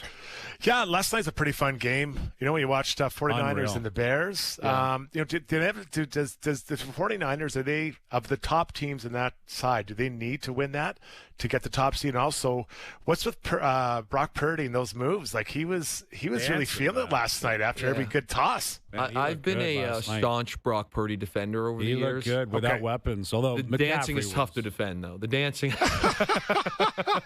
It's a tough look. The dancing, as a white boy who played in this league, I always felt like, we should keep the dancing to a minimum. Yeah. Just That was my come up with a cool handshake. Yeah, But that being said, I mean, when you make plays like you're watching right now, that was shades of Russell Wilson in the younger days that I played with him. You know, making guys look silly. Oh, here we go. Oh, whoa! Hang on, Brock. Yeah. I'll say this though: whenever you have a Shanahan-led offense where the run game is going, and you have a quarterback that is cerebral, I go back to the Atlanta days with Matt Ryan. You know, I can go back to Mike Shanahan's father in Denver. You know, that offense is going to be so difficult to stop if you can establish the run. And for whatever reason, the last 2 weeks, they've been able to get that done. And you talk about San Fran, I'll be honest, if I had a vote, I don't. No matter what happens in this last game, I'm giving Shanahan the coach of the year. I'm glad you bring that up because I was having a debate with buddies about that the other day, that it never comes up. It's been Vrabel and Johnson consistently for 6 or 7 weeks. You know, 2 new coaches, 2 teams that have not been very good the last few years, both teams winning their division. That's very significant. Bears have done it, and the Pats have Absolutely. done it. So all of that kind of, the narrative is right there. It's on a platter for those 2 guys. But no Warner, no Bosa. Williams is another guy. Williams has been out, who might be the best tackle in the league. Yep. Purdy's missed, 8 games? Yes, somewhere up there, yes. And they're playing for the 1 seed. I'm going to go even a little further where wide receiver room, you missed Kettle for, I think, 6 weeks. I'm not sure if yesterday was 6 or 7. I know this guy is, you know, there's a whole bunch of drama, but your true number 1 receiver is Brandon Ayuk. He's just not even around. Speeding around the facility. Yeah. Your number 2 receiver, I would say, is Juwan Jennings, who has missed time. Your number 2B, again, assuming Ayuk was your 1, is Pearsall, who I think has missed 7 games. Yes, he has. Again, Mac Jones was a castaway that nobody wanted, looked awesome. And it's a phenomenal job. Bosa and Fred Warner, those are not just like 2 good players. Those are 2 of the best defensive players in the league. And then to add to that resume, you're also playing in, and this is not even a question in my opinion, the toughest division in the NFL. Right, exactly. Like Seattle this and the Rams are legit. Correct. This isn't the Patriots when, you know, they were rolling through 10, 15 years ago, the Jets, Dolphins, and Bad News Bills back then. Like, you're playing arguably 2 other teams that are considered in the top 4 in the league. Yeah. It's a phenomenal job. It's a fun, and I worry about the defense, but they're doing enough. Last night they got cooked, but they're doing enough. But they made plays. You know, they don't have a pass rush, which they're not going to find. But there's a part of me that wonders if that, you know, it's kind of counterintuitive to the way people mostly look at it. But if you know that, you can game plan for it. If you know what I'm saying, like every team's like, all right, we got to find a way to blitz. We got to find a way to get a pass rush. It's almost like Saleh and Shanahan have conceded, like it's not going to happen. Yes. So let's make sure the coverage is as elite as it can possibly be. Let's make sure we attack the offense in whichever way we can to take something away from them, because they know it, we know it. We're not getting after the quarterback. And get a turnover. And find a way to get a turnover. You got to get one. Yeah. Like it's actually simplified things. It doesn't mean it's easier. It doesn't mean that it's something they wouldn't change if they could. They'd want to pass rush if they could get it. But they're not searching for something because it's week 18 and they know it's not going to be here. And Brock Purdy, I know there's a lot of controversy earlier in the year, but the last 2 weeks when they've needed He's cooking, man. He looks really good. Has looked like a $50 million guy. Yeah, to his credit, he's been really good. But can I ask you guys, like, which team would scare you more in the NFC, the Lions or the Niners? Or not the Lions, the Bears? Niners. Like, for sure? Yes. Yeah, me too. I just look at this offense. First off, CMC is another guy where I think we've talked about him so much over the past, 5 years. I mean, he's incredible. And last night he didn't have as big of a game catching the football. Yes, worked on. You know, you're like, man, what a tough game. He only scored once and had over $130 on the ground. Like, that's where we're at with this guy. Yeah. Like, listen, Caleb Williams looked good last night, too, man. When he looks good, he looks great. Yeah. And the Bears have been impressive. But they've won a lot of tight games. They're young as well. They're young. Very, very young. Yeah. And there's been games like they've won where Caleb has not been good. And that can't happen in the playoffs. So, you know, Purdy, you can say the jury's out on him. Well, it's definitely still out on Caleb Williams in terms of what he's going to do in the playoffs. Yeah. So, you know, it's interesting this week because we've got 3 divisions that are still up for grabs. And I've noticed. I don't even want to watch the NFC South. I'm sick of those. That game's out of the way first on Saturday, right? Like because if the Bucks win, That means an 8-9 team is going to host a playoff The game. Bucks who just lost to the Dolphins. Yes, and they can win, and they're going to be 8-9, and they're going to host a playoff game. That game's at 4:30. Niners Seahawks at 8:30, I believe it is, on Saturday. I've noticed people freaking out that the NFL and NBC have chosen to flex Steelers Ravens to the primetime Sunday night football. Why are they freaking out about that? Because they're idiots. Yeah. Winning you're in is always going to win out in terms of like the more captivating storyline. Yes, the Niners and Seahawks are playing for the number 1 seed. It's a big, big game. Yes. Win and you're in, lose and you go home is the definition of great TV. Absolutely. That has to be the game. I'm going to further this, and this is a big controversial because I played for Seattle. And Seattle versus San Fran is a rivalry, especially on the West Coast. That was our big rival. But when you think of the NFL, it doesn't get much bigger. I'd say maybe back in the day, Chicago, Green Bay, not as of recently. Maybe this year is better. But like Baltimore versus Pittsburgh. Yes. This is the very fabric of this league. Outside of maybe the Cowboys, clearly, based on what they represent. You're 100% correct. And now you put in there that Aaron Rodgers is in the game and Lamar Jackson. Do you think he's going to play Lamar? Yeah, I do. Do you think he'll be any good? That's not sure. I don't know. I'm concerned about Rodgers, though. Like, Metcalf completely jammed them. I agree. But the last decade of his career, I'm telling you, I saw it up close and personal. Big games under the lights. It has not gone well for him. For Aaron. Okay, but that would be concerning for me. That's very fair, but I'm just going to put a couple more things out there. Baltimore's secondary is really bad. And they have some good players, but whatever's going on there, I mean, you saw it yesterday. They got cooked Saturday. Malik Willis looked like Mike Vick. Yeah, he's been throwing the football. He's been good, though, Willis. Yeah, to sure. His credit, but to his credit, but it's like you look at the numbers of the secondary, the yards they're giving up. It's not an elite unit. It is not the Cleveland Browns. Yep. So that's one thing I'll say. And I do think Aaron will adjust. The Achilles heel against going to Cleveland was going back to the MVS well. We kept treating MVS like he was DK. And, this is the matchup we want. I'm like, this is not 4th and goal, a fade ball to MVS against Denzel Ward is not the matchup we want. No, that's not good. No. So I was pretty surprised. Pittsburgh yesterday went 3 of 15 on 3rd downs and 0 for 3, I think, on 4th downs. Every other part of their game was pretty solid. Their run game was okay. Their defense played really well. Granted, it was Shadur. So I actually think Aaron rebounds. I'm not saying he throws for 300, but I think that they'll kind of realize, we can't go in here thinking MVS is DK, and we'll have a new plan. But that's the thing. I just don't know who that's going to be. Like Metcalf has really jammed them up here. Jammed them. Like a complete jam. I was talking on Jay's show yesterday. I'm like, the MVP for the Baltimore Ravens this year is some dummy fan with a blue wig who's holding press conferences like an absolute troll. I know. What a loser. What a loser. Press conference. Like, begging people to leave him alone when obviously something happened. That guy we don't know what it was. But like so excited this has occurred. Yes, he cannot wait. He can't wait to start doing it. He's thinking he's going to get when he showed up Kimmel. Yeah, with the sport coat, jeans, and backwards Lions hat on. Yeah. I'm like, Right in his element. this is straight out of Saturday Night Live skit. Right in his element. Is it possible that that's going to be Rodgers' last game? Yeah. Like if they lose, isn't it over? Possible, but I think he's coming back, man. Really? I the way Tomlin talks about him, the way he's Pitt? talked, I think they like the situation. I think both of them like. You got to think of Tomlin too. Is Tomlin coming back? I would say pressure on yes. the coaches. Because think about Tomlin and how since Big Ben, some of the names Terrible he's dealt quarterbacks. with. Mason Rudolph. Kenny Pickett, yeah. Russ, which Russ is a lot to deal with. Justin Fields in there. It's the Okay. worst. I do find that Aaron is such a controversial figure that, and everyone's guilty, myself included, we really ride this roller coaster with him week in and week out, where it's like post the Bills loss, this offense has been really solid. Aaron's been good. DK's had a couple big games. Sure.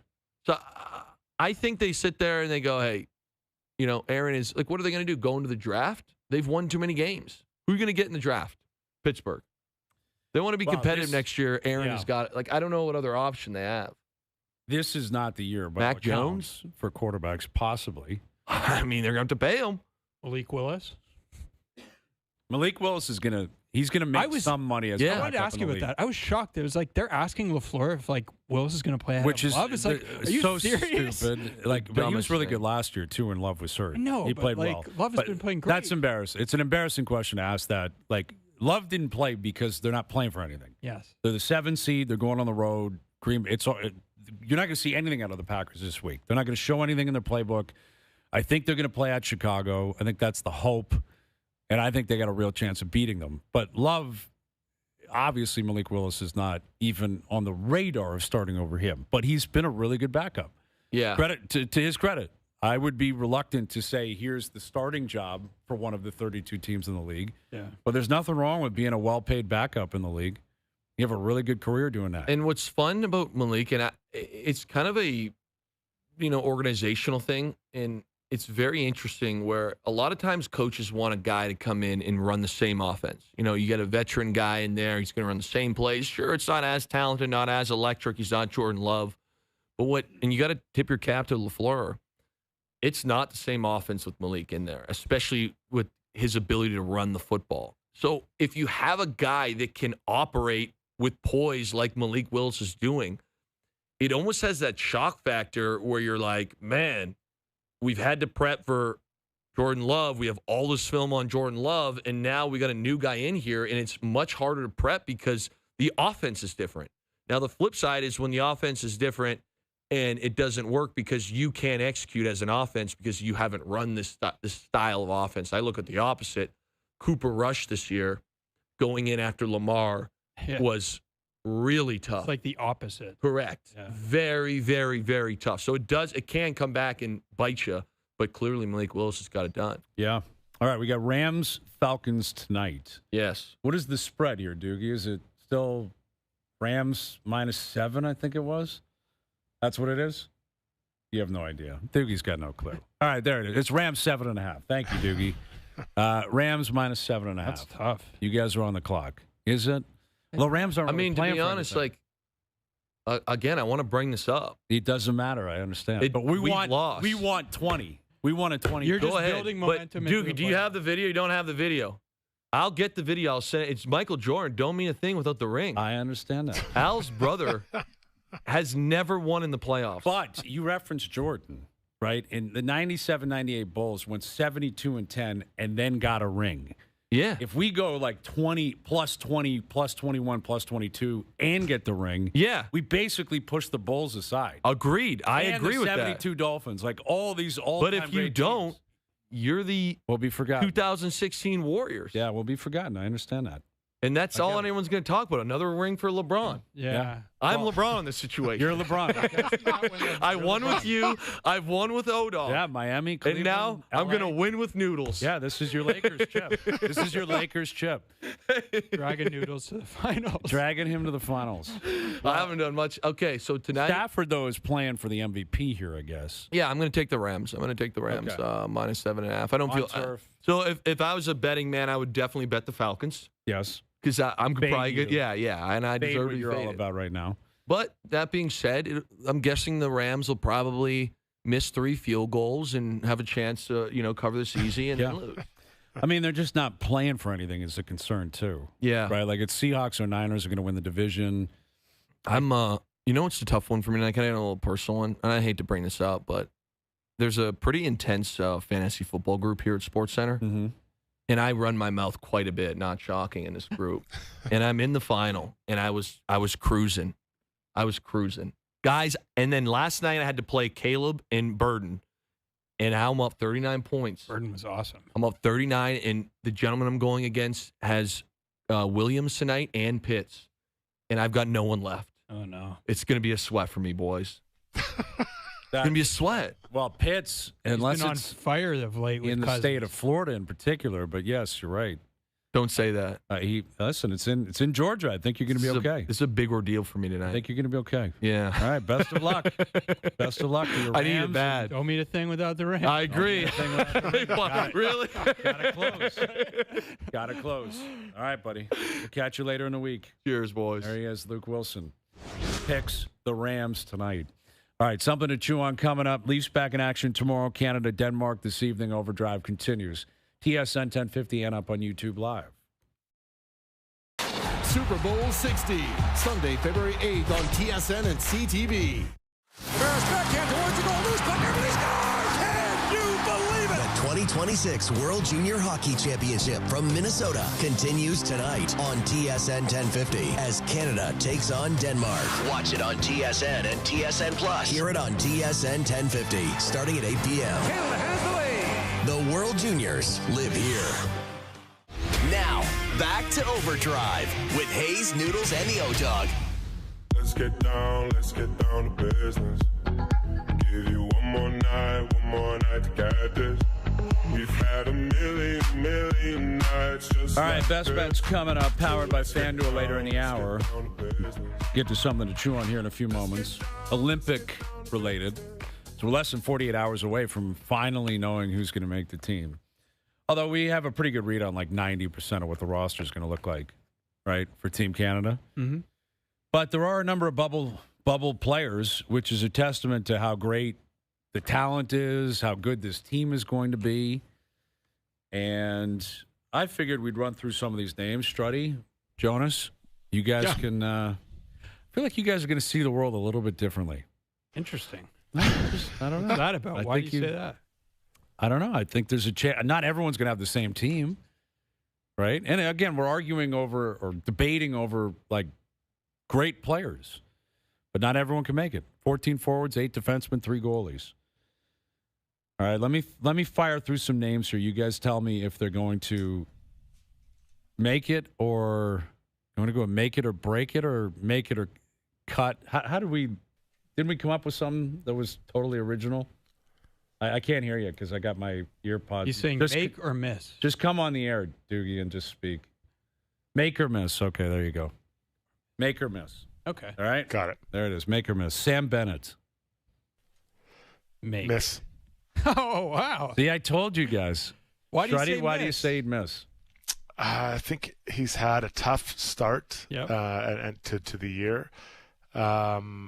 I think that listen, I get that he sees them all the time, him being John Cooper, but I think they're going to look. There's other players who have worked themselves in the conversation. I'm sure we'll get to later. So for that reason, he's out in my book. Okay. Jonas, why is he a make for When you? the going gets tough, he plays hard Yeah, and better. good point. And better. I needed a better phrase for that, but like, No, but he's clutch. Like if you're a believer in the yes. clutch gene, he's got it. and they saw it at the Four Nations. Obviously, Hey, Florida. just won the Conn Smythe. Yes, he's making it. He is not. He didn't I have a think good he's- start. He is coming on stronger recently. Yeah. That whole team, like Florida, man, you had a chance to just bury them, and no one could do it. And now they're alive. They and, are you know, Michael Myers. Yeah, Kachuk will be back in like a few weeks, and I guarantee you, Barkov's rehabbing like Drago right now, and he's going to return for the first round, and we'll see what happens. All hell's going to break loose, but I think he's. I think he's going to make it. I feel like this is a classic Hockey Canada. We love this guy so much type player that they'll find a way to find a role. He may not play every game. He didn't start the Four Nations. Remember, he went in for the second game. Okay, Brad Marchand. Make or miss? Make. Make for me. Yeah, make. To me, he should be a lock the way he's been playing. Like, and he can play with, I think he can play with anyone. I don't expect him to have a huge role. I think he's obviously a depth player. Yeah. But I think he's probably a fourth line guy, plays 10 to 12 minutes a night, can kill some penalties for you. But he's also, he's a vibes guy, which is important. He's someone that clearly has a great connection with the room. And he's off to a great start this season. Again, he's playing great. All right, make or miss, Tom Wilson. Make. I've got him in there. And let me defend my position. Listen, Please do. This guy has done everything possible to make this team, including showing some understanding of when and when not to deliver a big hit. And I think that was ultimately the biggest concern that I'd have if I bring him in. Because if he blows someone up in international hockey, it can be a big problem. Big time. So I think I get a sense that he's dealt with that, and that is put to the side. So Tom Wilson, for me, is on the team. Jonas. I'm going to agree with you. See, we're aligned. Make. Oh, wow. Yeah. Because I look at like the bottom of the roster and like the guys I think he's competing with are Bennett, Cirelli, Jarvis is hurt, so like I don't know what that means. Like who is making it ahead of him, I guess would be my question. Like I think Wyatt Johnson's going to make it. you could make a case he's not. I don't think Wyatt Johnston will make it. Okay. I don't. I know he's having a great year. Maybe Cirelli makes it ahead of it. I think Cirelli would ahead of him. Okay. I think Cooper would have a vote on that, and Cooper would lean towards Cirelli. I also look at, like, if Wilson and Bennett, I'm not sure they're both on the team. You need one? Yeah. I think you're probably picking one or the other. If you're picking one, then it's Bennett. I would pick Bennett over Wilson. I just feel like this. You're right, Struddy. The way he's played, he has been so good this year. And that fear it has to be a part of the dialogue and a part of the analysis. If he blows up a guy on Latvia and gets suspended or, then what's the point of bringing him over here? I feel like they missed. He should have been there at the Four Nations, but the fact that they didn't put him there leads me to believe they're not going to put him here. Like if that tournament and NHL rules glorified all-star brawl didn't say we got to have Tom Wilson, how would the Olympic Games lead them to suggest, oh, we missed our opportunity? Like, we made a mistake. You won the Four Nations, right? And there were guys that weren't on that team, like Suzuki, who I think will be on it. Shifley? I don't think Shifley's I don't think he's making this it. team. Yeah, I don't think he is. And for that reason. But I think Celebrini's on this team. Yeah. So now we're getting away from the make or miss. We're just having the conversation here. But you get to a point where if you put Celebrini and Suzuki on the team, which I think they're both on it, then, okay, you take Konechny off and you take Jarvis off. Who else is coming off for Tom Wilson? Who's coming off? Like, I don't think Hagel's coming off. Cirelli's not coming off. Well, I took Sam Bennett out, right? Okay. So that was kind of my thing. I think you're throwing a Suzuki in for Bennett and then putting Wilson on the side. That's kind of how I put my group together. Okay. And you do have an extra forward because they had 13 forwards, I believe, for the Four Nations. You have 14 for this one. But, there's other names out there that we haven't even gotten to, like Connor Bedard. Make or miss? Miss. Is that because of the injury? No, I just don't know that he would find his way into the mix that he needs to be on to impact the team. Does that make sense? Mm-hmm. Like, I don't know. Like, celebrating all the stuff you were talking about before, play away from the puck, competitiveness, doggedness. I don't know. I just think Bedard doesn't have the same elements to his game. Yes. But he has been a true, game breaker this year. 100%. But they have a lot of game breakers. I think he's going to miss. Yeah, I believe he's going to miss as well. I don't think the injury helped him, but I still would have had. Well, I didn't have either of them on my team in the summer, so here we are now. I have Celebrini in the group, but I look and to follow up on what Jonas said. Where does he fit in? Like, what's his job? They have the high end role. That's what I was trying to say. Yeah, what's his role? That's a good word. So you got Connor and McKinnon as the top two centers, and then if it goes Suzuki or whatever you kind of have down the line. Then they kind of have some talent. Oh, they have talent everywhere, but a bit of splash on the wings. Like I don't know where he fits in this situation. His time is going to come, as is Matthew Schaefer's. Yes. Well, there's another one. Schaefer, is he a miss for you then, Strud? He's a miss. Yes. Now, could I see him get in at the last spot? I suppose. But there are others just with more experience. And it's not that I don't think he's a good player. It's just I think experience matters in those huge moments. Yeah. Last year Schaefer, got injured in the World Juniors. And then, it makes a difference. I want to have someone who's been through a big moment before rather than kind of being that guy if there's an injury. Because if there's an injury, he might just watch the whole tournament, which might not be the worst thing. You're still there. But Jonas, I'm just worried if they need him in a huge moment, is he the guy that you can That's the thing. count? There's always this argument where it's like, just bring him. Like, he can just be, but you have to be prepared to play him. Like, you might need him. So if you're not prepared to play him, then I don't think you bring him. Like, is Travis Sanheim making the team? He was on the Four Nations. Probably. I don't know. Yeah, I mean, but it's like, is Doughty making the team? Is I think Doughty's making the team. I think Doughty will be on the team. Make. He's a make. I'm projecting that he'll be on, and he would be on mine because these are two different conversations. Yeah. Who I would maybe put on, and who I think Team Canada will put on. I think Sid is going to play the role of the veteran, been there, done that guy up front, and I think it's important to have that on defense, and that's going to be Doughty. Like, Doughty was there in 2010 and 2014. Yeah. A similar role to the one that Pronger and Niedermeyer played in 2010. He's cool, calm, collected. Nothing gets to this guy. He's not going to play a prominent role, I don't think. He's more than likely a third pairing guy, and I don't know who he pairs up with. Maybe it's Sanheim, whoever it is, Harley, Sanheim, something like that. And that's your third pair. They play 14, 15 minutes. But I would put Doughty on it, and I expect that he will be. Well, he's kind of the Brad Marchand of the D. Mm-hmm. He brings a certain bravado, to steal my grandpa's word, right? that's what he brings, and he's been through everything. He's done everything, this guy. But I think your big horses are obviously Taves, Makar, Theodore, Morris. Well, they don't have, to your point, Hayes, they don't have Pietrangelo anymore. He was kind of one of those guys who was there forever, and now he's not there. Right. And Doughty was there before Pietrangelo got there. Yeah, man. At the Olympics in Sochi, he was unbelievable. Unreal. His coming out was in 2010, though, in Vancouver. Also, and he was 20 then. Yeah, he was really young, and he was so good. So well. Well, and that's where Schaefer comes in. Schaefer is younger than what Doughty was but not by much. And it was, wow, watch this guy play. How do we not put him on? Started the tournament as the 7th or 8th guy, and by the 3rd or 4th game, Babcock was playing him 20 minutes. Yeah. I got to play him. He's got no pulse. Look how good he is. Did you say no to Schaefer, Jonas, or what did you say? I don't remember. So I did a list before, and I wrote yes, but now that I've talked it out, I think no. I think Team Canada it'll be a miss, but I would put him on the team. Just because I think the way he skates, I think there's a chance, look at the way they're built. Pace is what they're building towards. Yeah. It's not a rough and tumble team. Well, until your MVP. It's McDavid, McKinnon, Makar, Schaefer. These guys can fly, man. How do you defend that? Yeah.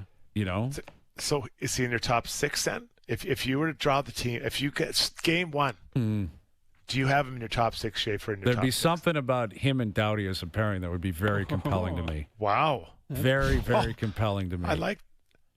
So that means Sanheim and Harley maybe are coming out. Because I think your top 4 is it's Taves, Makar, Theodore, Morrissey. Theodore probably is your top 4. What about Parayko? Parayko's not in the top 4 for me. Okay. He'd be competing with Doughty to be, unless they want to go left shot, right shot, then it's possible. Yeah, they do You'd have Morrissey, Parayko, and maybe Theodore with Doughty, and then Schaefer maybe comes out. But these are all great debates to have because they're all outstanding players. We haven't even mentioned, is Mark Stone? He was at 4 Nations. Lock. Stone's a lock for you. Yeah. Strud? Who does he play with, Jonas? Do you put him with Connor? I actually put him on their 4th. Did not have a good 4 Nations. Yeah. No, but has been hurt this year at times. The kind of guy I'd want at that tournament. Really good defensively, kill penalties. So smart. Okay. So smart. Yeah. Okay. And speed's never been his game, right? Yes. So that is a bit of a challenge because it was so fast that 4 Nations was That was the other insane. thing. Marchand at the 4 Nations, didn't look amazing, and then he had the amazing. Well, he was injured, right? Yeah, he had a weird regular season, and he just came alive in the playoffs. What about your boy Zach Hyman, Strud? Make or miss? I'm gonna have him miss. I don't hear any of the insiders with their name on his lips or whatever. You know what I mean? Yeah. But I do think instant chemistry makes a difference. I would believe that he and Connor on the same line to start with would be great. Then McKinnon, Crosby, and then Makar, Taves. I'd feel very comfortable if I was John Cooper because those are guys that are all going to play a ton and they have instant chemistry from day one. I think that would make a difference, but I don't believe he's on the team, Jonas. I just don't know that he's playing ahead of Reinhardt or Point. Well, there's another exactly. And You know Point's what I mean? already on it. Reinhardt, I think, is my the top lock. 6, I had Crosby, McDavid, Reinhardt, Celebrini, McKinnon, Point. Who is he playing ahead of? So where's Mitch Marner on your list? 3rd line, which is kind of where he played for most of the 4 Nations. Mm-hmm. With, I guess, Sorelli and Hagel is kind of where they ended up with. You think Sorelli will play center for this team? I'm not convinced they play a 19-year-old up the middle of the ice. Sorelli. Or, sorry, I thought you said Celebrini. No, I have Celebrini on the wing. Okay. Yeah, I think Celebrini's a winger. Yeah, I think he should be. Because he digs. The guy works hard. Yeah. Not that the other guys don't. I don't want to make it, but he does get in there and get that puck back. All right. Seems like we've said make to too many players. I know. We got 20 guys on our team, 20 forwards. Something to chew on brought to you by Boston Pizzas. NFL Game Day menu. Stop by your local BP for $7 touchdown pints, dialed-in shareables, and weekly prizing up for grabs. Football game days are better at BP. We've been asking, with this in mind, assuming Celebrini's on the team, which I think we all are, who do you believe will have a bigger impact on the tournament, Macklin Celebrini or Sidney Crosby? Crosby. I just know that he's going to play. I know he's going to play a lot. I know he's going to play in big spots. I don't know that with Celebrini. Strad? Sid was unreal in the Four Nations, guys. Yeah. Unreal. He was and it's so not good. 5 years ago, right? No, he's so smart. He just knows how to do. He's been through everything. He's still a really, really good player. And those guys, they do look to him like they had his hockey card, right, when they were growing up. So I think he's going to have another strong. He won't probably lead in scoring, but he's going to be a big part of this team, guys. Yeah, I mean, he's going to be the captain. He can still move. Like, I saw him live. I was there on the 23rd. He didn't have a great game, but you still see him skate. You're like, this guy's unbelievable. He looks like he's 25 still. Mm-hmm. So strong. The way he skates, the way he battles. But I would say you're right that the Four Nations was not 5 years ago. But 5 years ago, Celebrini was playing like AAA hockey somewhere. Like, every year matters more for him. So what I'm saying is, like, this kid is playing at a level. He's been better than Sid this year. Now, this is uncharted territory. He's walking into a room with legends. He's a kid. It's asking a lot. It's asking a lot. But we referenced the Doughty in 2010. Jonathan Taves in 2010 was in a similar spot. I think there's a real chance by the end of the tournament, Celebrini is a guy that's playing top 6 minutes, a big role, possibly connects with one of the two big dogs, whether it's McKinnon or McDavid, and just continues to do what he's done all year. But see, the challenge with that is that I think there's a real chance. Listen, I hear what you're saying, but he'd have to figure out really quick how to play with those elite players. And Celebrini is. Mm-hmm. But when it's Connor and it's McKinnon, those guys drive the line. The puck's on their stick, right? And not that they don't want the other guys, but they want it, right? They got to make plays with it. So can he? And he's a smart hockey player. So I'm not saying he can't, but can he do it in like 4 shifts? That's going to be asking a lot. But wouldn't it be an amazing setup if he gets it immediately? If you have Celebrini with McDavid and Sid with McKinnon, like that's your top 6, and you just find appropriate wingers to play with them. You know, whoever that is, Reinhart might be one of them, Point might be one of them, maybe it's Marner. Yeah. And you just say, guys, go out there and do the grunt work, and these 4 guys, they're all going to collectively play a ton. I don't know. It's a good problem to have if you're John Cooper. If Celebrini goes from not on most people's list in August to a top 6 role within a couple games, that'll be amazing. I mean, it'd be incredible. It'll be amazing. And it'll just be a continuation of what he's been doing. For sure. More on this tomorrow, of course, because we're not going to find out until the 31st. But I'm really looking forward to seeing it. There's going to be surprises, quote unquote. You know, there's going to be a player or two where you say, I didn't have him. Not that he's completely off the radar. No, but that was like Sanheim, I think, or trying to think back to Four Nations who made it. Maybe Jarvis. Or Konechny was on that team. Yeah. You know, I hate the word snub though, and that's going to be a thing. But it's like, who do you think the biggest snub will be? Well, I think it's likely going to be a combination of like Bedard will be right in the forefront of all this. Yeah. Tom Wilson's getting a lot of plays. Shifley, because of how he's playing, where he plays, he's a Canadian top 5 in the league and playing for Winnipeg. Yeah. If he doesn't make it. I mean, I would think that's more than likely going to be the case. I don't see him, and then Schaefer possibly, and Doughty. Like the two extremes. A lock? Suzuki's a lock. I don't think he would be for me. I'm not convinced he's a lock for Canada, Strud. He wasn't there again for the Four Nations. Like he just a year ago, he didn't make the team. So I can't sit here and say he's a lock, but I think he should be. There's 14 better players than him, 14 better forwards in Canada. I don't think so. Is Binnington a lock for you guys? Yes. Yeah, I'd be shocked if he's not on the team. Binnington, Kemper, and Thompson is what I had. Is that what you guys think? Seems right. Yeah, seems right. Yeah. Seems light. Yeah, it's not great. It's like the weakest Canada probably has ever had. It's not good. It's not good. It's incredible. Yeah. Remember when it was like Luongo? Like Brodeur and like Joseph, and like Marc-Andre Fleury was young as a third stringer, and then Carey Price, and it's a struggle. Feels light right now for sure. All right, best bets coming up. Overdrive continues. TSN 1050 and on TSN 2. Backhand towards the goal, loose puck, everybody scores! Can you believe it? The 2026 World Junior Hockey Championship from Minnesota continues tonight on TSN 1050 as Canada takes on Denmark. Watch it on TSN and TSN Plus. Hear it on TSN 1050 starting at 8 p.m. Canada has the lead. The World Juniors live here. Now, back to Overdrive with Hayes, Noodles, and the O-Dog. Take my breath away and make it last forever, babe. Do it now or never, babe. Take my breath. All right, Best Bets powered by FanDuel. Make your picks and assemble a same-game parlay in seconds on the FanDuel Sportsbook app. I'm going to lay the points here, Rams, tonight. I just feel like Matthew Stafford, I think he wants an MVP. Why would he not want the MVP? Is this the worst MVP race we've ever had? I know yes. recency, but like I can't remember one that's ever been this dull. Yeah, you're right. There's just not a lot of chatter about it because a lot of it is because the big guys just aren't in it. If you don't have Mahomes and Lamar, Allen's in it, but it's in the peripheral. He's not going to win it, I don't think. It's going to be Stafford or Drake May. Yeah. And, Stafford's been around forever. Drake May's in his second full year starting. May was great the other day, though. Yeah. Man, was he good. But, yeah, you're right. Yet I think Stafford probably in the driver's seat right now. They're the Super Bowl favorites at last year. And yet they're going to go on the road. Can't win the division. Can't be the number one seed. Tough. It's completely up for grabs. I have no idea who's going to win the Super Bowl. At all, right? Like, how could anyone possibly have a feeling? You know what I mean? Like, I've had feelings in the past where I'm like, I feel like the Chiefs. I feel like the Eagles. I feel like the Pats, or I feel like whoever.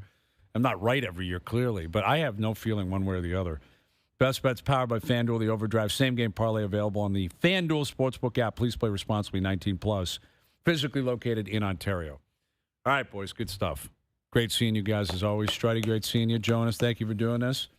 Thanks to all the guys behind the scenes. Thank you for helping out as always. Thank you for tuning in today. TV, radio, podcast, web, or up on YouTube Live.